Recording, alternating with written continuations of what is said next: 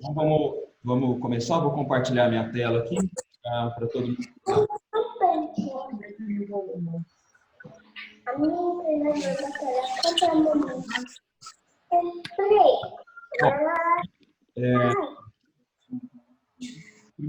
Primeiramente, então, eu vou comentar a respeito de algumas noções sobre a interpretação de exames de tomografia, caso não vou falar somente sobre isso.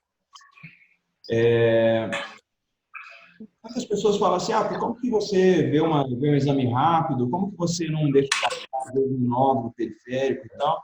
E, basicamente, o que a gente faz de diferente que o clínico, quando ele olha o exame, ele procura a patologia que ele está exatamente procurando.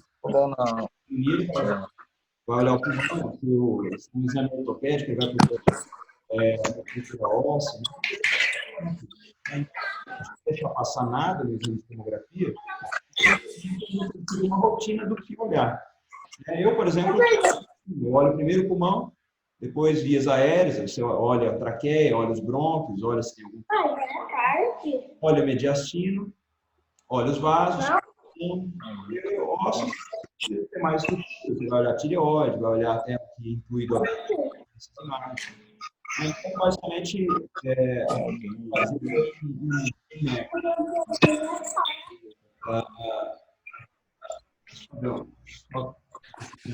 entrar na sala. Como é que chama? Como é que chama? Esse daí? Zoom. Vocês estão conseguindo ver minha tela? Tá, né? Sim, estou conseguindo ver. Legal. Bom, então, assim, a primeira coisa, a gente vai discutir aqui um pouco sobre como que a gente avalia os pulmões, né? Então,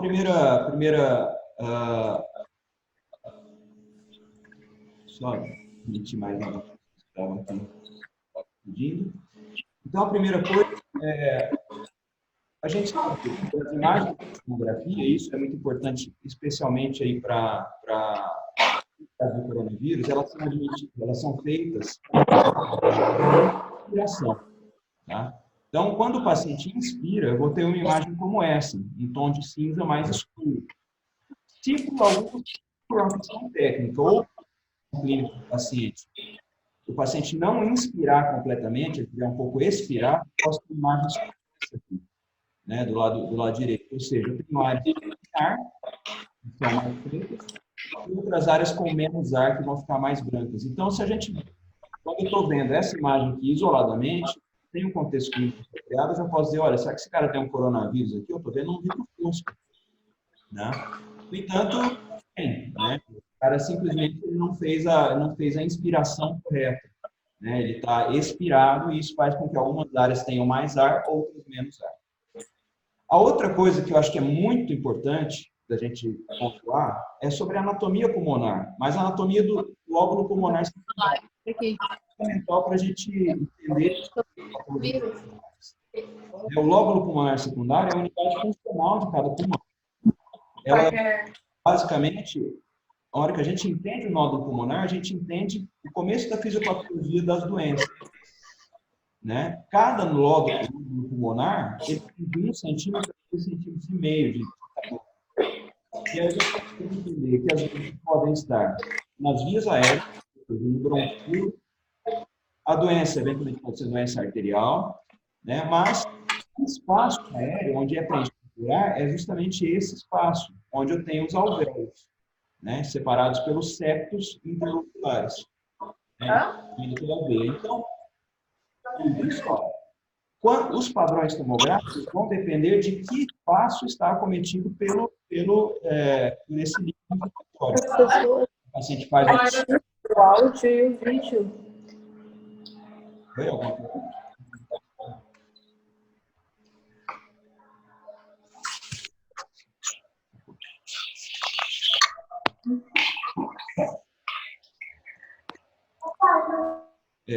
Então, assim, dependendo de onde o processo inflamatório está acometido, eu vou ter um padrão de imagem.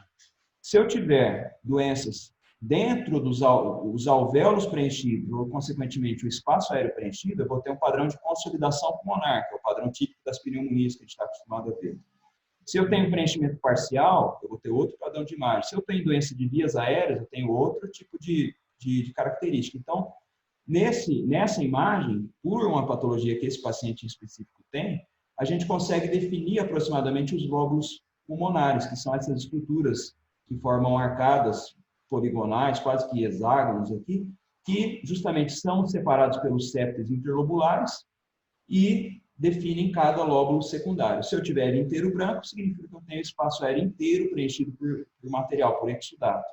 Se eu tiver ele parcialmente branco, o espaço está parcialmente preenchido. Isso a gente vai ver nas próximas imagens. Uma outra questão interessante é a gente reconhecer os padrões fundamentais pela tomografia, antigamente chamada de TCAR, tomografia de alta resolução, né? Atualmente, praticamente toda a tomografia é de alta resolução, porque você tem cortes mais finos, e aí você tem os padrões que vão ser vistos de acordo com cada local que é acometido, cada processo patológico. O primeiro padrão que eu vou comentar, e vou passar rapidamente aqui, isso que tem uma literatura vasta sobre isso, tá? Mas é só para a gente ter um ponto de partida. O primeiro padrão é o padrão nodular. Quando a gente fala de nódulos, a gente não fala especificamente dos nódulos pulmonares, por exemplo, grandes metástases, tumores pulmonares primários. A gente fala de pequenos nódulos, nódulos menores que 1 centímetro, né? E que eles representam alterações dentro do lóbulo pulmonar, conforme eu comentei. O primeiro padrão desse padrão nodular seria o padrão perilinfático, ou seja, o nódulo, que é essa figura do meio, ele acompanha os trajetos onde a gente tem vaso linfático, né? Então, eu tenho a hora que eu vejo ou margeando os brônquios ou margeando a pleura, eu vejo vários pontinhos nodulares.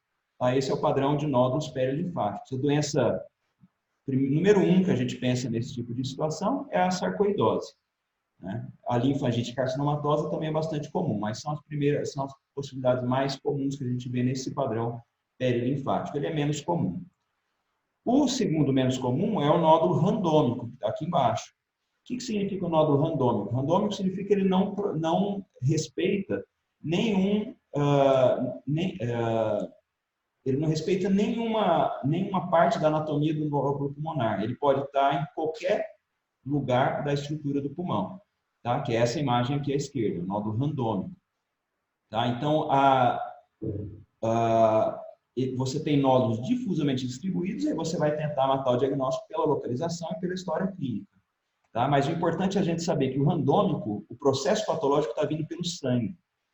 O mais comum é a tuberculose miliar no nosso meio. A miliar, ela não vem pela via aérea, ela vem hematogênica.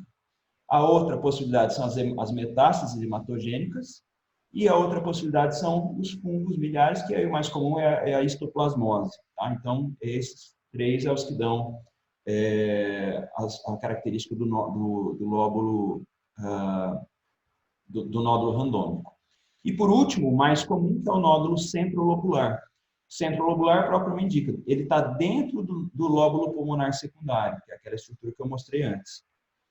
O que ele significa? Só voltando uma imagem, ele significa que o processo patológico veio pela via aérea e ocupou parcialmente o lóbulo pulmonar, ou seja, tem um material que veio pela via aérea e ocupou parcialmente. Então, eu tenho aquela imagem de um nódulo aqui, geralmente acompanhado por um laudo que vocês costumam ver, que é opacidade em árvore e embrotamento, ou seja, imagina isso aqui preenchido por exudato. Eu tenho a imagem como se fosse um broto de uma árvore e um nódulozinho do lado, que é basicamente isso aqui, ó.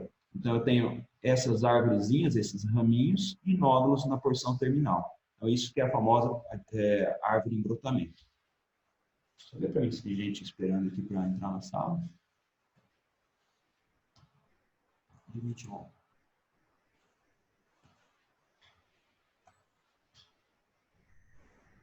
Ok. Continuando aqui, então. O próximo padrão que a gente vai comentar... Está todo mundo conseguindo me ouvir bem? Está tudo ok? Todo mundo? Fale um pouco, muito pouco. Desliga os áudios. Então, o próximo padrão que a gente, voltando aqui sobre os nódulos, né, esses são dois exemplos de nódulos randômicos, conforme eu mostrei. Tá? Então, esse com esses nódulos maiores são nódulos randômicos relacionados a metástases. Tá? Então, isso é uma metástase vindo por via hematogênica. E esse daqui é um caso de tuberculose miliar, né, onde são vários pequenos nódulos difusamente distribuídos, e no caso da tuberculose miliar, tem uma certa predileção pelos lobos superiores, porque, ao contrário das metástases. Tá? Então, esses são os nódulos centrolobulares. Muito bem. Evoluindo aqui, a gente vem com outro padrão, que é um padrão bem interessante, bem comum da gente encontrar, que é o padrão septal. O próprio nome diz, ele vai estar nos septos interlobulares. Né? Então, ou seja, eu tenho um exudato, eu tenho o líquido inflamatório, a patologia vai pegar os septos interlobulares e vai começar a espessar, vai deixar mais espesso esses septos. E qual tipo de imagem eu vou ter? Eu vou ter justamente essas imagens formando arcadas, a gente consegue ver exatamente a anatomia do lóbulo pulmonar. Né? Então, eu vou formando arcadas poligonais. Então, isso é característico das patologias que pegam o interstício pulmonar. Né? Então, eu tenho uma série de patologias que pegam o interstício pulmonar e que, de algumas formas, elas podem dar um espessamento que pode ser liso ou regular, ou irregular, ou nodular, né? Tudo faz, que vai alterar o interstício do pulmão. Então, significa que eu tenho edema no espaço intersticial, não dentro do alvéolo. Tá? O mais comum disparado é o edema pulmonar. Tá? Então, os casos de edema pulmonar, geralmente de natureza cardiogênica, eles dão imagens como estas aqui, que são os casos de espessamento liso do interstício. Esse espessamento, a gente vê que ele não é tão liso, ele está um pouco mais irregular. Né? Esse paciente, no caso aqui, é uma linfangite carcinomatose. Tá? Agora eu vou abrir um caso aqui, um caso real, para a gente interpretar, para a gente ter um primeiro contato com o caso para mostrar esse padrão septal. Só um pouquinho. Então, esse caso aqui de uma paciente de 64 anos, né? Eu vou compartilhar aqui as imagens. Essa primeira janela é a janela de mediastino. Okay, né? Essa primeira aqui é uma janela de mediastino, né? Então, como eu falei, a questão do método, né? Cada um tem a sua forma de interpretar. Eu costumo interpretar primeiro pelo pulmão, mas aqui só para didaticamente vamos para o mediastino. Então, você olha, primeiro, o próprio mediastino, se você tem linfonodos, a gente vê algumas linfonodomegalias paratraqueais, a gente vê as estruturas vasculares do mediastino, vê o coração, a aorta, tá? Eu não vou me prender muito nessa avaliação, porque não é muito objetivo da nossa discussão. Mas o interessante é a gente só falar aquela questão do método. Se eu vejo primeiro pulmão, vejo primeiro pulmão. Depois eu vou ver vias aéreas, então eu vou correr toda aqui a traqueia, vou ver os brônquios principais, se tem alguma obstrução. Tá? Importante ver em várias janelas, deixar mais escuro, mais claro, para você, certas coisas você vê dependendo da janela. Você vê os vasos, você vê algumas placas de cálcio aqui na parede da aorta, né? Vê o coração, vê algumas plaquinhas de cálcio nas artérias coronárias. Provavelmente essa paciente já deve ser uma paciente cardíaca, um coração um pouquinho grande, tá? Um derrame pleural pequeno. Mas o que interessa para a gente aqui é a parte pulmonar. Então, nesse caso, essa paciente aqui, na verdade, esse paciente não é o que eu queria abrir. Esse paciente não é o que eu ia mostrar inicialmente, mas vamos discutir ele. Esse paciente tem um padrão mais nodular, já comentei dos padrões nodulares. Esse paciente, algumas pessoas aqui de Tangará vão lembrar, talvez, dele, que foi um paciente recente que foi admitido aqui. Um caso bastante complexo, onde a gente vê predominantemente um padrão nodular. Se a gente consegue perceber, vamos pegar algumas imagens aqui que estão menos mexidas, aqui, ó, vários pequenos nódulos, muitos deles acompanhados por aquelas opacidades em árvore em brotamento, né? Ou seja, os pequenos nódulos não atingem necessariamente a superfície pleural, né? Alguns deles estão acompanhados por essas opacidades em árvore em brotamento, a gente consegue ver o interstício um pouco espessado, e a hora que eu chego aqui no terço médio e base pulmonar, eu vejo mais nódulos ainda, múltiplos nódulos pulmonares bilaterais, associado a esse outro padrão. Então, isso aqui são áreas de consolidação do pulmão. O que significa essa consolidação? Significa o espaço aéreo que o pulmão, o alvéolo está preenchido por exudato, né? Está preenchido por líquido inflamatório. Né? Então, eu tenho um padrão misto aqui. Eu tenho um padrão onde eu tenho áreas de consolidação, eu tenho um padrão de vários nódulos, tenho um padrão de até começo de algumas cavitações pulmonares, um interstício bem espessado, ou seja, esse caso é um caso bastante complexo, que tem vários padrões mistos, mas a gente pode tentar entender um pouco da fisiopatologia desse caso. Ou seja, pelo padrão de imagem, a gente começa a entender que é uma doença que veio de vias aéreas. Ou seja, eu tenho via aérea preenchida, eu tenho aquelas opacidades em ar de recrutamento, eu tenho pequenos nódulos, eu tenho consolidação, significa que eu tenho um processo, provavelmente um quadro, nesse caso aqui, provavelmente já tinha um quadro pré-existente que foi agravado, foi reagudizado. A gente ainda não tem o diagnóstico definitivo desse paciente, tem uma chance muito grande de ser uma tuberculose, isso aqui, mas esse paciente em específico foi descartado o diagnóstico de coronavírus para ele, tá? E também não é o padrão, porque o coronavírus não é esse padrão exatamente de disseminação, né? Esse padrão nodular não é descrito até o momento nos quadros de coronavírus. Ok?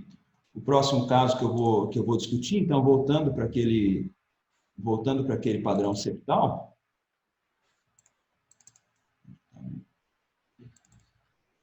é esse outro caso, uma paciente de 61 anos, né, indo lá para a janela do mediastino, a gente vê que esse paciente tem um derrame pleural dos dois lados, tem um coração bastante grande, tem um pouquinho até de derrame pericárdico, né, ó, em volta do exame feito sem contraste, né, também não era suspeito de coronavírus, depois acabou não se confirmando, tem um coração bem grande, tem um derrame pericárdico, tem um derrame pleural dos dois lados, as estruturas vasculares estão aumentadas, o tronco da artéria pulmonar é aumentado, tá? Então, o paciente tem um edema, um anasarco, um edema discutâneo.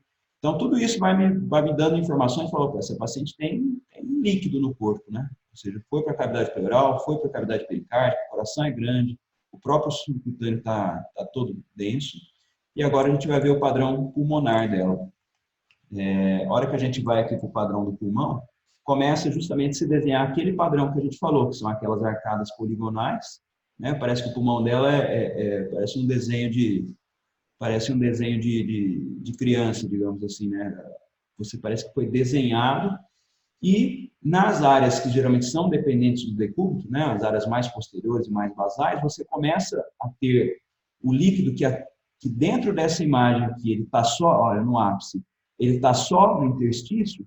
Eu começo a ver aqui na base pulmonar que esse líquido ele também começa a preencher o alvéolo, começa a preencher o lóbulo, o espaço aéreo. Por quê? Porque justamente eu tenho um padrão de vidro fosco. Isso, nesse caso, é um edema pulmonar agudo. Tá? Mas é interessante a gente discutir por que essa patologia apareceu e a gente correlacionar com os quadros do coronavírus, que são o tema principal da aula. Então, eu tenho um padrão septal junto com um padrão de vidro fosco, tá? Esse padrão é conhecido como pavimentação em mosaico. Tá? São poucas doenças que dão esse padrão, mais comum em enfisema pulmonar, uma outra menos comum, chamada de proteinose alveolar. Continuando na apresentação, eu vou até abrir o microfone aqui do pessoal, se alguém tiver alguma pergunta, alguém que... Não estou escutando ninguém aqui.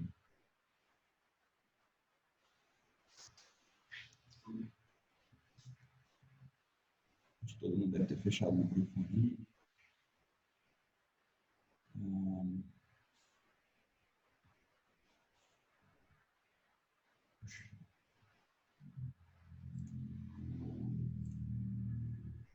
Bom, se eventualmente alguém estiver tendo algum problema com escutar, é que sinaliza no chat por escrito, que eu tento corrigir aqui, tá? Vamos tocar em frente. Então, nós vimos esse padrão septal e ilustramos com aquele caso. O outro padrão interessante é o padrão reticular. Esse padrão reticular já é bem menos comum, ele é diferente do septal. O septal são as linhas por fora por fora dos septos interlobulares, E o padrão reticular, ele alinha dentro do septo, ou seja, são linhas bem menores, geralmente bem periféricas, que estão associadas à presença de fibrose pulmonar. Tá? Então, esse padrão reticular, na verdade, são traves de fibrose que formam dentro dos lóbulos secundários. O mais comum, disparado, é o padrão de fibrose pulmonar. Tá? Então, eu começo a ter destruição da anatomia do lóbulo pulmonar, começo a ter confluência de vários lóbulos, começo a formar aquelas imagens de faviolamento, que são vários, o espaço aéreo sendo destruído, e dentro dos lóbulos eu formo linhas de cicatriz mesmo, entre aspas. Tá? Então, eu começo a formar essas pequenas linhas subpleurais aqui, que é o padrão reticular. Isso aqui, disparado, mais comum, são os quadros de fibrose pulmonar, que o nome tecnicamente mais correto é pneumonia intersticial não específica, né? Mas também posso ter, nos casos de pneumonite por hipersensibilidade, que são quadros alérgicos, e das doenças infecciosas, o mais comum é o pneumocystis carini, né? A pneumocistose pulmonar, que do ponto de vista de quadro infeccioso seria o mais comum. Então, esse padrão reticular. Esse padrão cístico também é um padrão que a gente costuma encontrar com uma frequência razoável. Eu tenho cistos verdadeiros. Cisto verdadeiro significa que ele é envolvido por espaço aéreo, ele tem paredes visíveis, como esse caso aqui. O mais comum é a linfangioleumioma-tosse, que é uma doença genética, costuma dar mais em mulheres, etc. Tem toda uma característica bem especial, razoavelmente rara.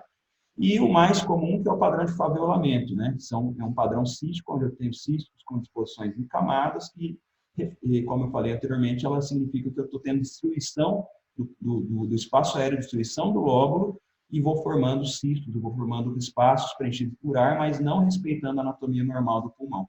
Né? O mais comum, como eu falei, é a fibrose pulmonar. E aí entramos, né, nessa última fase aí dos padrões fundamentais, que são os casos de diminuição da atenuação. Diminuir a atenuação significa ficar mais branco, né? Então, esses casos onde eu tenho, ficar mais preto, estou diminuindo a atenuação, ficando mais preto. Então, o que deixa o pulmão mais preto do que o normal? O enfisema, né? Que não são exatamente cistos, mas são áreas de baixa atenuação, que eu não vejo as paredes. Né, que ele pode ter algumas distribuições, que é o mais comum, né, que é essa imagem do meio, são os casos de enfisema, quando a gente fala centrolobular, ou seja, é o mesmo raciocínio, eu tenho dentro do lóbulo, né, o espaço aéreo começando a ser destruído, no caso de enfisema centrolobular mais comumente relacionado ao tabagismo, e essas áreas aqui, quando a gente fala em enfisema paraseptal, que ele é perto dos septos, né, ou seja, geralmente eu tenho essas partes mais periféricas, margeando as cisuras pulmonares, enfim. E a outra, então, isso são áreas que eu deixo o pulmão mais preto, né? O mais comum, como eu falei, enfisema centrobular relacionado ao tabagismo. E aí, a outra questão é a perfusão em mosaico, que eu tenho essas áreas pretas e brancas, sendo que o que é o anormal aqui é o preto.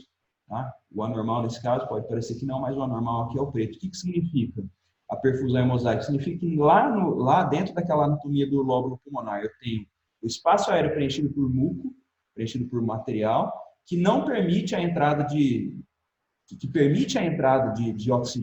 gás, né, de oxigênio no pulmão, mas não permite a saída, porque a hora que o ar entra, né, ele tem a pressão que a gente inspira o ar, e na hora da saída eu não consigo fazer a pressão para expirar, ninguém faz pressão para expirar, então esse ar fica retido, a gente chama de air trapping, ou aprisionamento aéreo. Isso aqui geralmente está relacionado a doenças ou por obliteração de pequenas vias aéreas, né, ou por alterações da ventilação-perfusão, né, quando eu tenho casos onde eu não consigo nutrir, sob o ponto de vista de oxigênio, o espaço aéreo. E as outras áreas, como eu falei agora por fim, o aumento da atenuação. O aumento da atenuação já comentei algumas vezes. Eu posso ter o preenchimento parcial do espaço aéreo ou o preenchimento total do espaço aéreo. Se a gente lembrar de novo a anatomia do lóbulo pulmonar, dentro daquele lóbulo eu posso ter ele cheio, completamente cheio de material, de exudato, me daria esse padrão, que é o chamado consolidação. Ou eu posso ter o preenchimento parcial, que me dá o padrão do vidro fosco. Tá? Então, isso que eu acho que talvez um dos slides mais importantes aqui para a gente comentar é justamente esse. Padrão de consolidação, totalmente branco. Posso ver alguns brônquios no meio, chamado broncograma aéreo. E o padrão de vidro fosco, que é esse aqui, onde eu tenho o preenchimento parcial do espaço aéreo. Tá? E aqui seria o padrão mais normal. Tá? O mais comum, consolidação mais comum disparado, são os quadros de pneumonia e bronquopneumonia, os quadros agudos. Tá? Em quadros, o SARA, né, o síndrome de angústia respiratória, os quadros pulmonares graves, geralmente também podem ter essa evolução com áreas de consolidação. E, cronicamente, né, essa entidade chamada BUP, né, hoje em dia mais chamada de pneumonia em organização, que isso aqui vai ter, esse slide inteiro vai ter nos quadros de coronavírus. Posso ter consolidações agudas e, na fase de recuperação, eu tenho esses quadros aqui de consolidação também. Tá? Diferente do vidro fosco. Né? O vidro fosco, como eu falei, o 2, então você tem áreas mais brancas no pulmão, que é o famoso vidro fosco, mas eu consigo ver os vasos em volta disso aqui. Tá? Então, a consolidação, não consigo ver o que tem por trás. Às vezes eu vejo alguns brônquios, broncograma aéreo. Aqui, vejo os vasos que tem por trás, vejo o brônquio, o alvéolo parcialmente preenchido. Tá? O que é comum de vidro fosco? Bom, vidro fosco é o padrão que mais tem diagnóstico diferencial. Você claramente tem que abrir o quadro clínico para fazer o raciocínio diagnóstico. O mais comum são as pneumonias atípicas, né, nos quadros agudos, pneumonias virais, pneumonias por pneumocistose, e os quadros de edema pulmonar, como aquele caso que eu já mostrei, e hemorragia pulmonar. Nos quadros crônicos, aí eu tenho uma ampla gama de diagnósticos dentro daquelas pneumopatias intersticiais que podem ter N naturezas, desde secundária colagenose, uso de medicação, doenças autoimunes, etc. Vou abrir novamente alguns casos aqui, né, que são mais interessantes e abrem uma possibilidade para a gente discutir mais.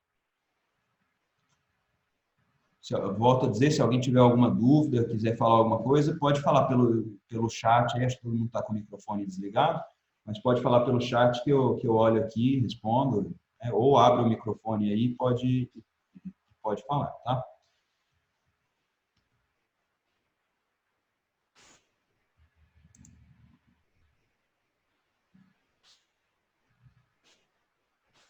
Então, esse caso aqui, um caso interessante, um paciente de 60 anos, chegou para a gente com um quadro clínico de ter vindo de uma outra cidade, ter viajado a questão de uns 3 a 4 dias, e ter voltado com um quadro de tosse e febre, isso agora é um caso atual.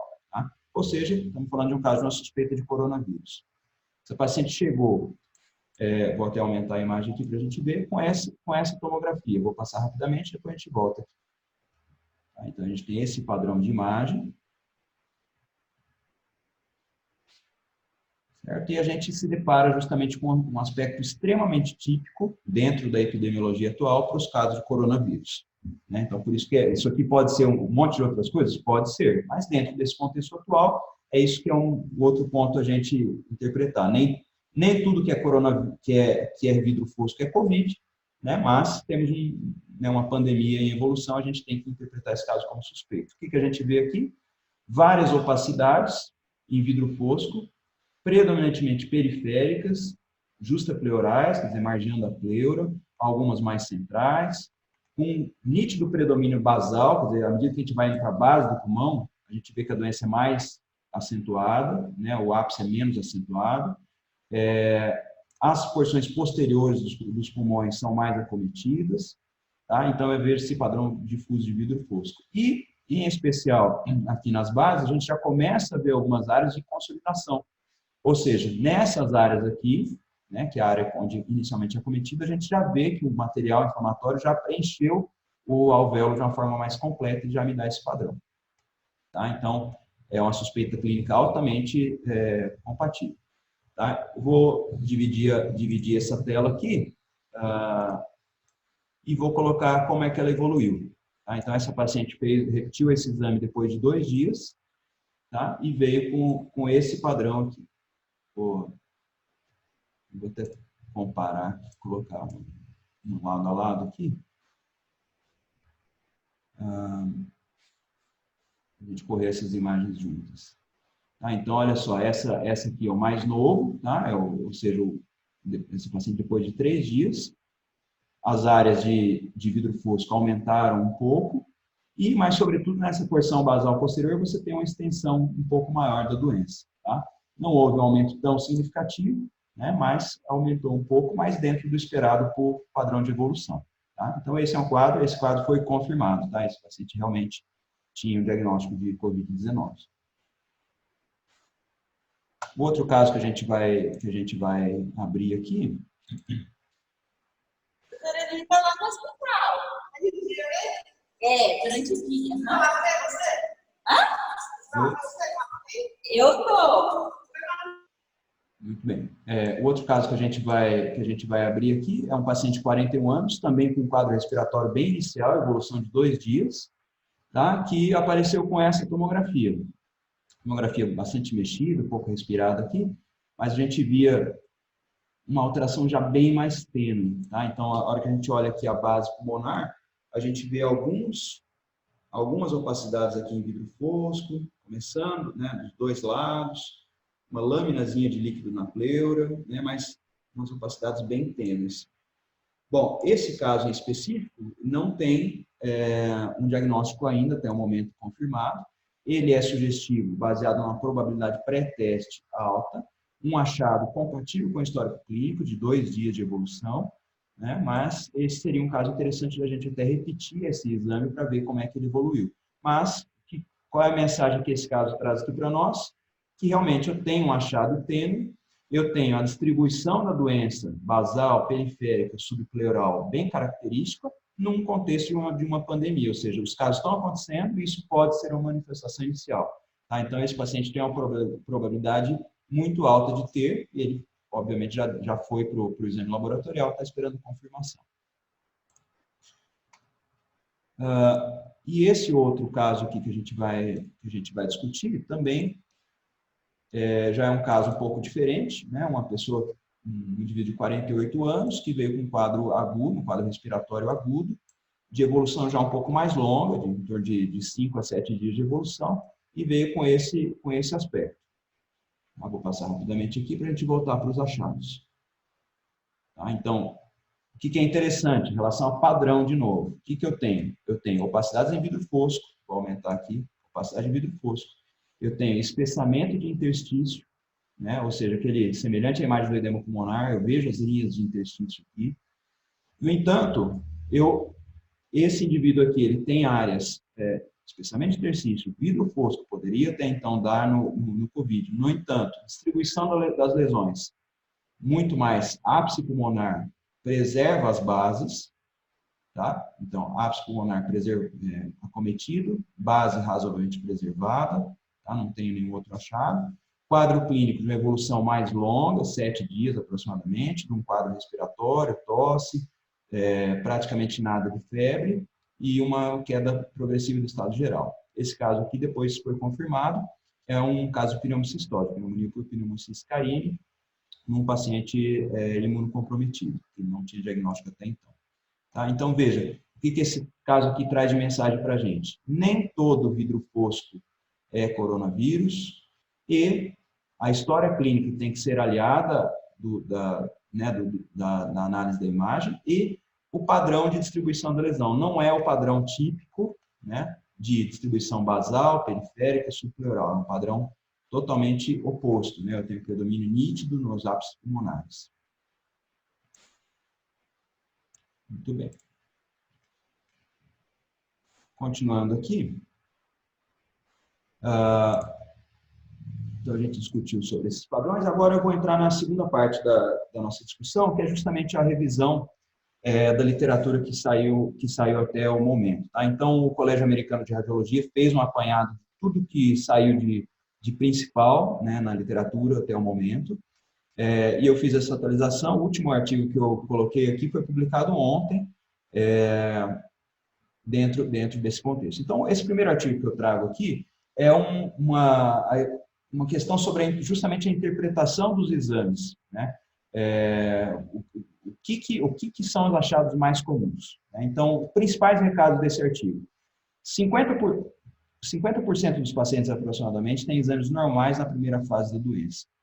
E aí, uma coisa, não sei se o Zucchetto está aí, se o Marco Antônio estão aí ou não, mas uma coisa que tem ficado muito clara, você analisando esses casos, toda a literatura tem mostrado que a doença tem 3 fases razoavelmente bem definidas. Uma fase bem inicial, de 0 a 2 a 3 dias, depois uma segunda fase do terceiro até o 12º, 13º dia, que é onde os sintomas clínicos aparecem mais, o paciente pode ter uma tendência a piorar, e geralmente o paciente que piorou no final dessa fase aí de 10, 12, 13 dias, os que pioraram vão ter um quadro clínico, é o cara que vai para UTI, vai ser entubado, vai piorar, ou é o cara que começa a resolver nessa fase. Então, quando eu falar de 3 fases da doença, 0 a 2, 3 dias, depois 3 a 11, 12 dias, e depois disso que já é uma fase de recuperação, ou o paciente que realmente agravou e desencadeou aquela resposta inflamatória e etc., que é o que a gente tem visto como fisiopatologia.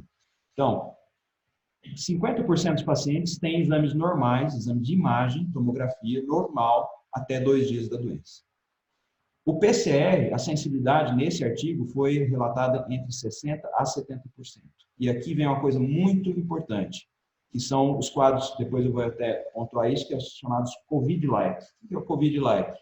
Eu tenho um PCR negativo e uma tomo positivo, com quadro clínico compatível. Ou seja, o cara tem sintoma, a epidemiologia é importante, mas o PCR veio negativo e a tomo vem sugestivo. Já de início, né, o que tem se dito em relação a isso é repete o PCR. O que a gente já viu em alguns casos acontecerem aqui, alguns poucos daqui da cidade, um em específico que veio uma toma positiva, lembrando que a gente só tem 5 casos positivos até o momento, aconteceu justamente isso, né? Tomo positivo, PCR negativo, mas vamos ver que era um falso negativo. Bom, já comentei isso, mas manifestação inicial, vidro fosco, periférico, subpleural, mais nas bases. Isso aqui aparece em 50% a 75% dos pacientes. Na evolução da doença, geralmente ela evolui com aquele padrão de pavimentação, ou seja, além do vidro fosco, começa a espessar o interstício, isso vai aparecer em 20% dos casos, e depois aquele padrão de consolidação, que é o quê? O espaço aéreo inteiro preenchido, mostrei várias imagens. Isso aqui eu vou ter em 86% dos casos, quer dizer, quase todo mundo vai começar com vidro fosco e vai evoluir com a consolidação. Tá? E depois dessa fase de organização, quer dizer, do 9º ao 14º dia, eu vou ter aquele padrão de pneumonia e organização, que são áreas de consolidação que vão regredindo com o passar do tempo. Você vai tendo um sinal muito comum que é chamado sinal do aula invertido, que eu vou comentar depois, que é quando o espaço aéreo começa a ficar livre daquele exudato e aí, em volta ainda o pulmão, o interstício ainda está acometido. Um dado bem interessante desse artigo que ele trouxe é o seguinte: olha, em quanto tempo a imagem vai normalizar? Né? Várias pessoas perguntam, em quanto tempo vou ter uma tomografia que vai vir normal?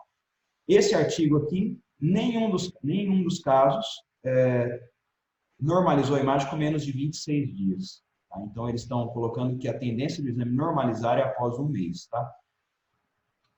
Esse outro caso aqui, ele também foi também um levantamento de 1.014 casos, 59% deles tinha PCR positivo e 88% tinha tomografias positivas, que é aquele caso que eu comentei do COVID-like, ou seja, tem um tomo positivo e não necessariamente um PCR positivo.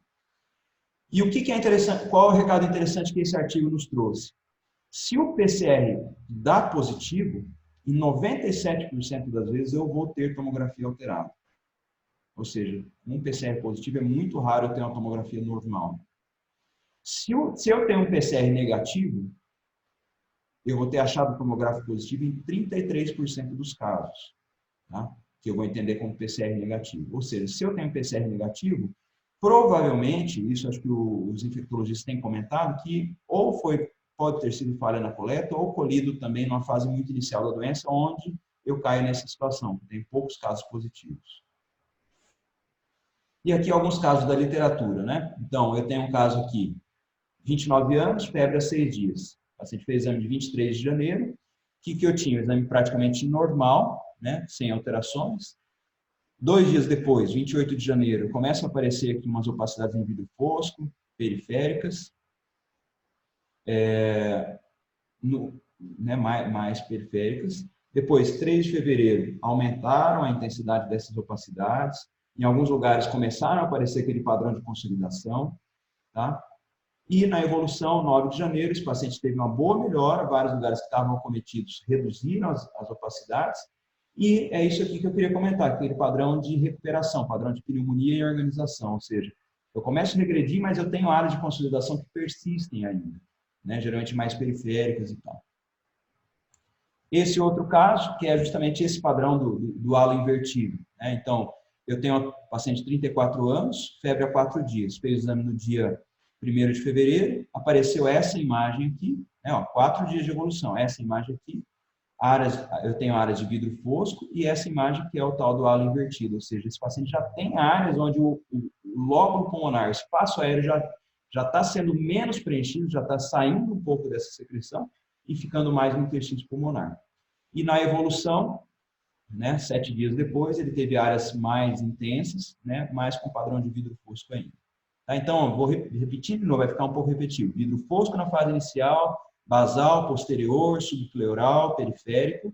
Na evolução, começa a aparecer áreas de consolidação, né, geralmente também mais basais, mais posteriores, e a tendência depois dos 12, 13, 14 dias é que essas áreas de consolidação vão diminuindo e vão aparecendo áreas onde eu começo, no meio delas, ver o espaço aéreo de novo, ver ar de novo. Mais um caso de literatura, ó, 46 anos, febre há 4 dias. Na evolução, 27 de janeiro, área de vidro fosco, basal, posterior, periférico. Na evolução, tive uma melhora razoável, né? Então, 5 dias depois, 6 dias depois, e evoluindo, né? Ó, o ápice pulmonar razoavelmente preservado e um pouco de alteração que ficou, já esse padrão de pneumonia em organização, que é isso aqui, essas traves que começam a aparecer, já na evolução 12, 13 dias depois. O caso do paciente que evoluiu bem, evoluiu dentro do esperado. Esse outro caso, paciente de 62 anos, também febre há 2 semanas, espinéia 1 dia. Tá? Então, eu tenho avaliação inicial, vidro fosco, basal, posterior, periférico. Na evolução, 1 dia depois, praticamente o mesmo padrão. E aqui, 9 dias depois, como eu falei, aparecem as consolidações, o espaço aéreo começa a aparecer de novo, e esse paciente também evoluiu bem, né? Diminuindo as consolidações, diminuindo as áreas de acometimento pulmonar. Muito bem. Esse outro artigo mostrou como é que evolutivamente, né, o primeiro estudo longitudinal, eles acompanharam 90 pacientes e fizeram 366 exames. Né, nesse acompanhamento, o que eles detectaram? Que em até 62% dos casos eu tenho aquele padrão em vidro fosco, e na evolução, 38% das vezes, ele tem aquele padrão misto, vidro fosco, consolidação e padrão reticular, conforme eu comentei. Como achado isolado, que é o mais comum, se eu tivesse só uma bala, só um tiro para dar, vidro fosco, mais comum. Né? E o segundo mais comum, vidro fosco com aquele padrão reticular. Já falei várias vezes, né? Vou repetir bastante para que isso fique bem fixado. Bilateral, subpleural, mais basal, 94% das vezes. E aí o dado mais interessante é o quê? Se eu tiver só uma tomografia para fazer nesse paciente, só tem um momento para fazer, recurso está escasso. Quando eu escolho para fazer, se clinicamente ele suportar isso, entre 6 e 11 dias da doença é quando eu tenho mais achados tomográficos. Coloquei essa tabela, que são as características demográficas, né, 90 pacientes. O que eles têm apresentado? Isso, vários reportes, vários papers têm mostrado isso, uma certa equivalência masculino e feminino. Essa faixa etária é a que mais tem sido acometida, na fase dos 45 anos. E os sintomas iniciais, geralmente febre, 61% dos casos, hipodinamia e tosse, são os mais predominantes. Tá? Isso aqui, esse gráfico também é bastante interessante para a gente ver em relação até no início da doença, né, no momento da admissão do paciente, 0 a 5 dias, 6 a 11, 12 a 17, né, enfim, na evolução da doença. Quais são os padrões que predominam? Normal, vamos seguir o azulzinho, até 0 dias, né, seria na admissão, 60% normal, depois o normal quase inexiste nessa evolução. Tá? Então, isso é muito interessante da gente pegar, né? Conforme eu falei, se eu tivesse um momento só para tomografar esse paciente, eu vou fazer mais no meio da doença, que é quando ele começa, ele tem mais padrão de alteração. Depois, o padrão em vidro fosco, ele começa em torno de 20%, vai aumentando, né? E o padrão de consolidação, também, como eu falei, ele vai aumentando para depois diminuir de novo. Aqui, um outro caso, né, evolutivamente, 1 dia de sintoma, de novo. vidro fosco, basal, posterior, periférico, em alguns casos esparsos. 5 dias de sintoma. As áreas de consolidação, algumas persistem ou aumentaram, e muitas áreas que são de consolidação começam a se tornar, perdão, que são de vidro fosco, começam a se tornar consolidação. Ou seja, eu não vejo mais parênquima atrás disso, começo a ver imagem de broncograma aéreo. 11 dias de doença, mais nítido que é um padrão de consolidação, né, com os broncogramas aéreos, a distribuição dentro daquilo que eu falei. 15 dias de doença, comparando de novo com 11, ó, regrediu, persiste aquele padrão de pneumonia em organização. Esse outro artigo que foi publicado agora, dia 10 de março, seguiram 219 casos de Covid, compararam com 205 pneumonias virais. Né? Então, jogaram para uma série de radiologistas na China e compararam com radiologistas nos Estados Unidos e tentaram entender qual que é a diferenciação, como é que eles diferenciariam o Covid das demais pneumonias virais que podem ter sintoma parecido, podem ter achados parecidos. Então, sensibilidade, quer dizer, quando que ele conseguiu falar corretamente? Até 93% dos casos, especificidade de 93% a 100% dos casos, para dizer que é um Covid em relação a outras pneumonias virais. De novo, achados principais, distribuição periférica, 80%, vidro fosco, 91%, e o espessamento vascular de interstício, na verdade, 58%. Tá? Então, mais um artigo corroborando o que a gente já falou. Aqui, mais alguns casos de literatura para fixar, áreas de consolidação, áreas de broncograma, áreas de vidro fosco. Né? Aqui, diferenciando um zoom. O que é o vidro fosco? Olha lá, a gente consegue ver o vaso, consegue ver o pulmão por trás disso. E na consolidação não consigo ver, só consigo ver um pouco de brônquio, que é o chamado broncograma aéreo. Esse caso, bilateral, basal, posterior, vidro fosco, consolidação. Mais um caso confirmado da literatura. Esse aqui é aquele padrão do halo invertido, ou seja, tem consolidação fora, vidro fosco dentro. Provavelmente um paciente já numa fase mais de evolução da doença, já em recuperação. Esse outro caso, já um padrão de recuperação, porque eu vejo linhas subpleurais, um tênue vidro fosco, uma área, um estágio mais avançado. Esse outro caso aqui, vidro fosco bem tênue, bem periférico, umas áreas aqui de irregularidade. Esse aqui, mesma coisa, vidro fosco, bem tênue, bem periférico. E aí, mais um, né? Se eu jogasse esse exame para qualquer um nesse momento da aula, todo mundo falaria, olha, vidro fosco, periférico, não é posterior, não é Covid esse caso. Tá? Então, padrão interessante, não é só pelo fato de ser anterior, mas o recado é, nem tudo nesse momento que tiver esse padrão vai ser Covid. Tá? Então, a gente tem que sempre correlacionar com o histórico clínico e com a probabilidade pré-teste. Aqui 11 imagens de raio-x, né? Depois, no final, daqui a pouco eu já vou comentar algumas coisas sobre o raio-x. Então, esses casos são um paper que foi publicado agora dia 27, são quadros de Covid, então, a distribuição infiltrado, periférico, mais bilateral, mas a sensibilidade é muito menor. Esse quadro também, alterações periféricas, infiltrado meio perilar, né? Eu vejo áreas perilares e áreas periféricas de acometimento. Esse outro caso também mais basal, né? Todos os pacientes já de UTI, paciente entubado, olha só, o paciente já deve ser meio idoso, tem umas calcificações vasculares, mas também linhas periféricas e um padrão de consolidação, mais acometimento nas bases pulmonares. Esse outro caso, um acometimento mais perilar, né? Tá vendo esse hilo comparado com esse, eu tenho infiltrado, não consigo diferenciar bem as estruturas do hilo quando comparado ao contralateral. Tenho infiltrado aqui também um caso de Covid da literatura. E aqui, para comparar um achado de raio-x com um achado tomográfico, né? E aí, tomografia, raio-x, normal. E eu tenho essa pequena alteração. Então, isso aqui é para mostrar que realmente o raio-x tem uma baixa acurácia, uma baixa sensibilidade para detectar esses casos. Em resumo, 0 a 2 dias, 50% dos pacientes vão ter exames normais ou vão ter tênues áreas de vidro fosco. Segunda fase da doença, 3 a 9 dias, vidro fosco, e ou reticulações, e ou consolidações, e ou aquela pavimentação em mosaico, que é o vidro fosco, mais o interstício acometido. E começam a formar áreas de pneumonia e organização, aparecer aquele halo invertido.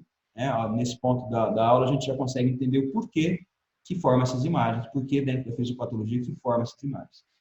10 a 15 dias, temos aquelas duas possibilidades. Ou o paciente vai entrar num processo de melhora com essa formação da pneumonia e organização, vai diminuir, ou vai virar um exame que é muito padrão de exame que a gente vê, pacientes de UTI, pacientes graves, que é o famoso padrão de SARA.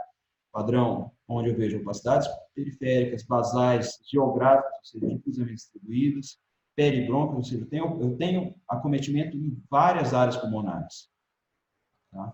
Então, basicamente, essas 3 fases, eu acho que isso que é interessante. E a hora da gente intervir, geralmente, está aqui nessa fase do meio, onde a gente vai fazer os nossos exames e vai selecionar os pacientes que têm uma probabilidade maior ou menor de evoluir mal. Achados mais raros. Tá? Então, isso aqui foi visto em alguns casos, mas bem mais raro. Derrame pleural e espessamento pleural, raramente é visto. Linfonodomegalia, raramente é visto. Cavitações, raramente é visto. Padrão miliar, lembra do padrão miliar? A doença vem pelo sangue, hematogênico, não é a fisiopatologia aqui. E padrão de nódulos centrolobulares. Tá? Então, isso são achados mais raros. E aqui, estamos quase terminando, aqui é um outro artigo que saiu, que é a relação, uma relação da duração da infecção com a quantidade de achados. Né? Então, eles evoluíram dentro dessas fases que eu comentei, de 0 a 2 dias, 3 a 5, depois de 6 a 12, o que tinha de alteração. E aqui, para quem é daqui de Tangará, ou Campo Novo, Sapezal, Barra do Pires, que é a nossa área de atuação, a gente vai propor, os nossos laudos vão começar a sair com essa tabelinha aqui, os laudos onde a gente tem uma probabilidade muito grande, a gente vai propor uma forma de quantificar. Né? Então, esses últimos dias eu recebi ligação de alguns colegas, você acha que esse paciente melhorou ou piorou? Como é que está? Então, essa é a nossa proposição, dentro desse artigo faz uma ideia bem parecida com isso, que seria o quê? A gente quantificar como? Quantificar a evolução desse paciente ao longo do tempo, numa escala. A gente vai pegar cada lobo pulmonar, lobo superior direito, lobo médio, lobo inferior direito, e aí pulmão esquerdo, superior esquerdo, e lobo inferior esquerdo. E a gente vai quantificar. Se não tem alteração nenhuma, alterações mínimas, né, aquelas tênues áreas, alterações leves, até 50% do acometido, moderadas, ou severa, que é quando o lobo todo acometido.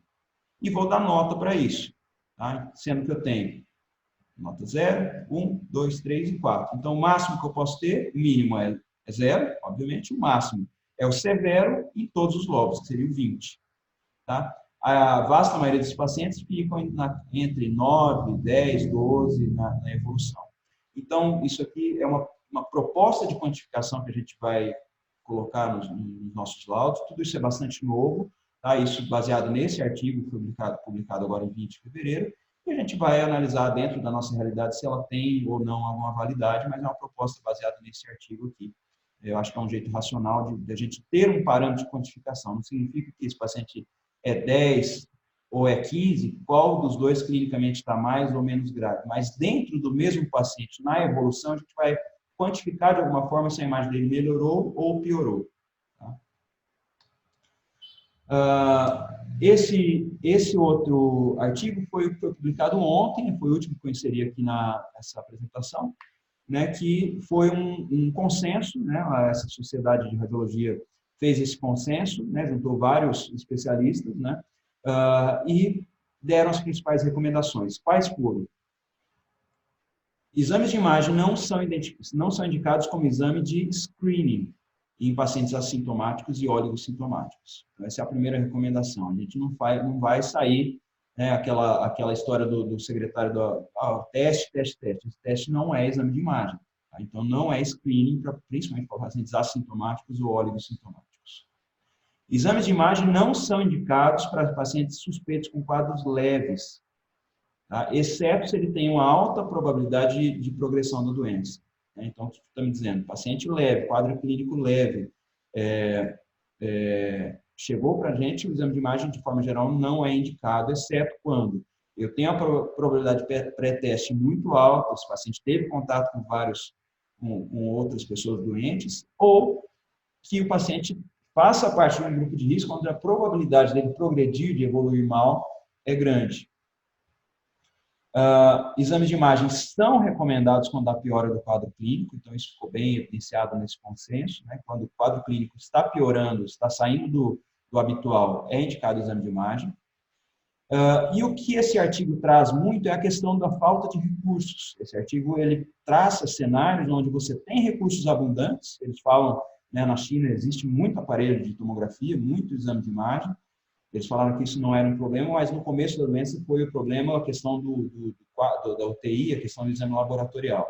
Então, se eu tenho recursos laboratoriais restritos, o exame de imagem é indicado como uma triagem em suspeitos, com quadros clínicos moderados a graves e pacientes com alta probabilidade de pré-teste. Então, a gente debruçando nessa frase. Estou com o exame laboratorial restrito, não tenho acesso para todo mundo. Paciente, quadro assintomático ou oligossintomático não é indicado imagem. Se o paciente tem já um quadro clínico moderado a grave, ou se tiver uma probabilidade pré-teste alta, ou seja, tem contato, o paciente deve evoluir mal pela idade, pelas comorbidades, eu indico o exame de imagem. O raio-x, no próximo eu vou comentar, mas ele tem uma sensibilidade baixa, na casa de 35%, ao passo que a tomografia, né, conforme a gente mostrou ali anteriormente, se um paciente positivo vai ter alterações tomográficas em 90 e poucos por cento, 93% dos casos. O raio-x diário não é indicado para pacientes de UTI, e aí eu faço mais uma observação em relação ao raio-x, né? A gente encher esses pacientes de raio-x não é indicado, sobretudo, pela disseminação da doença, e a gente já viu o que esperar das imagens. Não adianta eu fazer uma imagem no dia 5, no dia 6, no dia 7, que o padrão ela vai alterar muito pouco. E achados tomográficos incidentais, ou seja, um paciente com um quadro que possa ter vindo ao serviço fazer por um outro motivo, tem um quadro pouco ilustrado, um quadro clínico pouco intenso, mas que tem alterações bem suspeitas nessa fase de pandemia, indicam eu realizar um teste laboratorial para ele. Essa aqui eu vou passar bem rápido, mas são os itens, são as perguntas que foram feitas para esses especialistas, o que eles concordam, o que eles discordam. Tá? Acho que eu vou, só salientando, eu vou deixar essa gravação feita no YouTube, depois, né, quem tiver interesse pode olhar, mas em resumo, são essas questões que eu já havia comentado. E dos cenários que eles estipularam, eu só resolvi colocar esse fluxograma aqui, que é pouco parecido com o cenário que a gente tem no Brasil, aqui no Mato Grosso em especial. Ou seja, pacientes com quadro clínico de moderado a acentuado, quadro clínicos moderados a acentuados, suspeitos para COVID-19, probabilidade pré-teste alta, recursos, sejam laboratoriais, sejam camas, ventiladores, leitos, etc., escassos. Como é que eu me comporto com esse paciente de acordo com esse artigo, com esse consenso que foram especialistas de vários países? Tem o exame? Sim, tem o exame. O exame veio positivo? Faço imagem desse paciente. O paciente está piorando, a imagem é indicada novamente. O paciente não está piorando, continuo monitorando. O exame positivo, perdão, o exame negativo, a imagem é indicada, se eu tiver o exame alterado, faço o meu guideline normal para cuidar do paciente como se ele tivesse a doença. Se o exame deu negativo, né, o teste rápido deu negativo, eu vou somente cuidar como se o paciente não fosse suspeito para coronavírus. Tá? E por último, esse é o último slide, né? As recomendações que eu consegui tirar de todas essas fases, aí, né, na sequência eu vou abrir para quem queira ponderar alguma coisa, discutir alguma questão. Tomografia não é recomendado como rotina, nem como rastreamento, nem para excluir. No entanto, ela tem esse papel de ter uma alta sensibilidade, né, na evolução da doença. Eu vou ter achados alterados na grande parte dos pacientes. Mas não é para sair fazendo tomografia para todo mundo.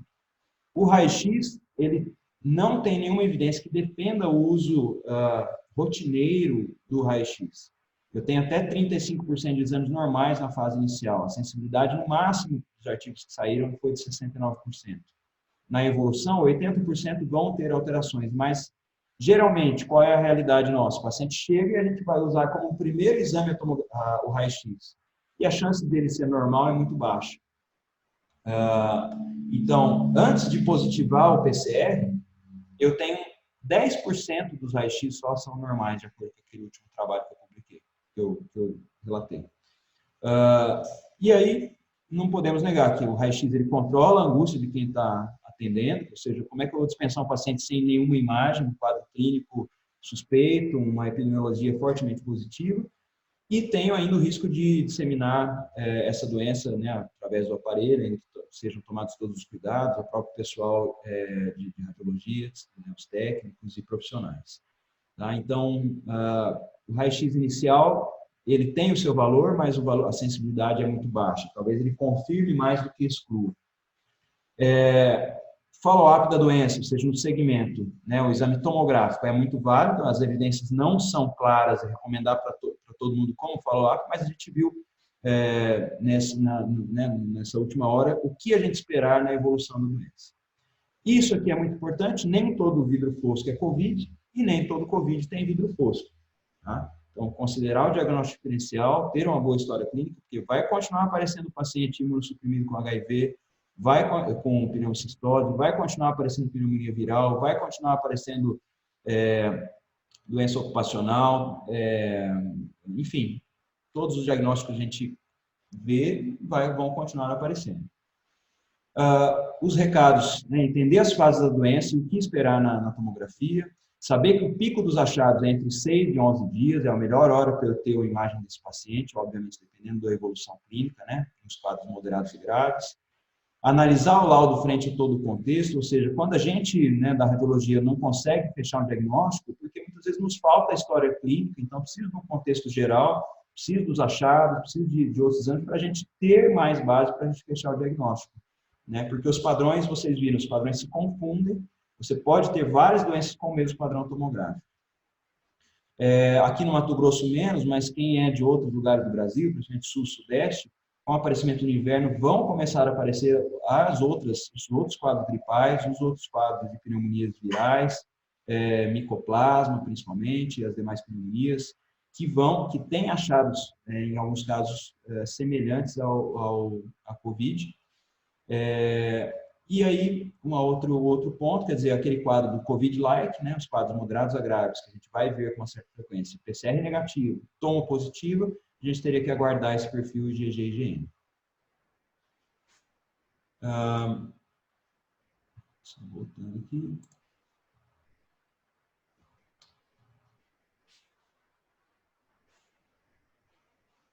Sair até lá, compartilhar.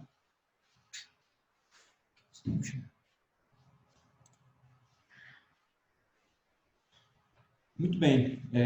Eu acho que estão todos habilitados aí com o microfone liberado para falar. Se alguém quiser fazer algum comentário, discutir algum caso, fazer alguma ponderação clínica,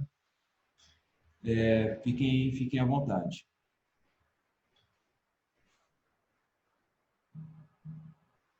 Onde que é o chat aqui? Tá. Vi agora algumas perguntas aqui.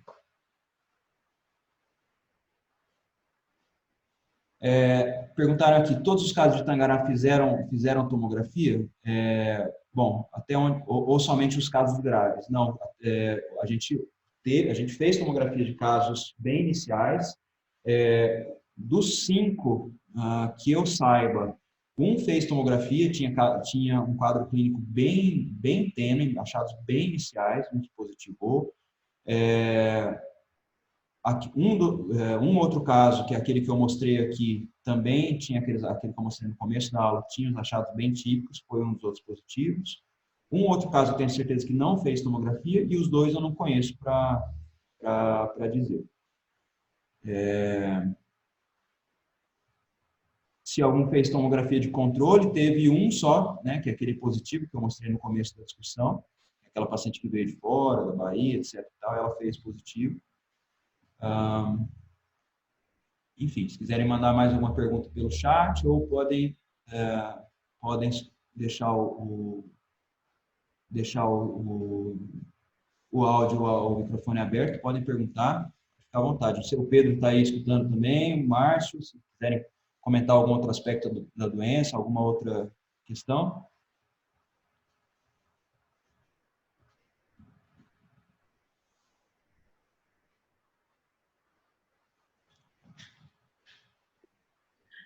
Jefferson, Sim, olha só, você falou ali pra gente que é basal, periférico, né?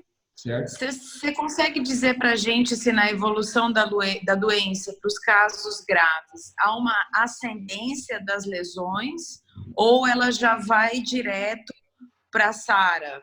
Você sabe se isso tem uma progressão da imagem ou de repente... Geralmente ela tem uma progressão, todos os casos de literatura que foram mostrados, ela tem uma relativa preservação dos ápices pulmonares. Geralmente ela começa basal, posterior, periférico, vai até os campos médios, mas tem uma relativa preservação dos ápices. Mesmo o padrão de SARA, que são os pacientes que pioram ao longo do tempo, esse padrão também tem uma certa relação com as áreas gravitacional dependentes. Ela tem um predomínio hilar, periférico e basal, geralmente poupa ápice pulmonar. Então, não necessariamente ela vai começar de baixo para cima, na hora que chegar em cima, o paciente vai desencadear essa cascata inflamatória e vai virar aquele quadro grave que a gente sabe. Essa evolução não é bem essa. Não. Outra pergunta, você viu algum relato de derrame pleural nesses pacientes? Sim, o derrame pleural é presente, mas bem pouco, menos de 5% dos casos. Tá? Então, todos os trabalhos que foram publicados, todos eles relataram, os que eu tive acesso, que são essas revisões, todos eles publicaram como menos de 5% dos casos. Então, os achados raros, só recapitulando, derrame pleural, linfonodomegalia, padrão de nódulo centrolobular, padrão biliar, esses achados são bem mais raros, tá? Tá bom, obrigada, tá? Nada. Alguém quer comentar mais algum outro aspecto? Eu acho que uma discussão bastante válida também, né? Eu acho que a gente vai conseguir rever um pouco do que a gente vai discutir com o aparecimento dos testes rápidos, né? Eu acho que a gente vai mudar um pouco do panorama quando a gente tiver o teste rápido. Eu não sei ainda qual vai ser, né, a sensibilidade, a especificidade dos testes rápidos. Não sei se o Zuqueto está aí, ou o Marco Antônio quiserem comentar, mas talvez a gente mude um pouco dessa probabilidade pré-teste. Jefferson. Sim? Maurício, pediatra. Maurício, tudo bem? Em relação a crianças, a evolução que a Sheila acaba de perguntar, porque, de acordo com o que tem visto até agora, a evolução é a mesma, dependente da idade, nos casos de pediatria? Então, todos esses artigos que foram publicados até agora, todos esses que eu levantei foram artigos chineses e americanos. Nenhum deles, dos que eu levantei, trabalhou com o público específico infantil. No entanto, principalmente aquele artigo que eu divulguei ali, que tinha 1.020 e poucos casos, teve crianças também envolvidas e os aspectos foram semelhantes também. Tá? Nesse artigo em específico, foi o único que estudou criança por aquele 1.024 casos revisados segundo o padrão de imagem. Tá? Tá, obrigado. De nada. Alguém quer discutir mais algum aspecto? Eu acho que, para a gente finalizar, então, né, acho que é importante a gente analisar essa questão do contexto, a questão do que a gente tem como disponibilidade de exame na nossa realidade. Né? A gente sabe que tem gente que vai estar em cidades que não tem tomografia para fazer. Né? Então, eu vou fazer raio-x desse paciente. A questão, talvez a discussão não seja tanto vou fazer ou não, mas o que esperar dele. Né? Então, eu acho que essa talvez seja o ponto central. Se eu vou fazer ou não, tem toda uma questão, uma conjuntura. Você está de frente com o paciente, né, você está pandemia, essa maluquice, você vai liberar o cara, aquela história, você vai me liberar sem fazer nenhum exame, sem fazer um raio-x, etc.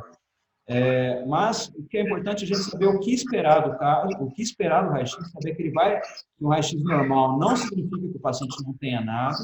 Já uma tomografia normal, eu tenho uma sensibilidade já muito, principalmente a partir do 3º dia da doença, eu espero que esse exame esteja alterado em mais de 90% das vezes. Eu acho que isso é um recado bacana. Em que momento eu fazer exame? Saber que até os 3 dias, 50% são normais. E que na evolução eu vou ter uma ampla gama de casos alterados. Fazer controle ou não depende da evolução clínica. Alguém perguntou também, faço controle ou não? Então, o consenso diz que piora no quadro clínico, indica fazer controle tomográfico.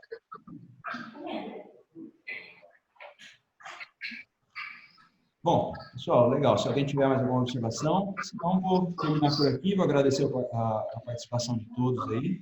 Vou deixar depois os links aí com o YouTube gravado, para se alguém quiser compartilhar com algum colega. Fico à disposição aí, tem meu e-mail no início da apresentação, se quiser mandar alguma coisa. Um grande abraço a todos. Muito obrigado.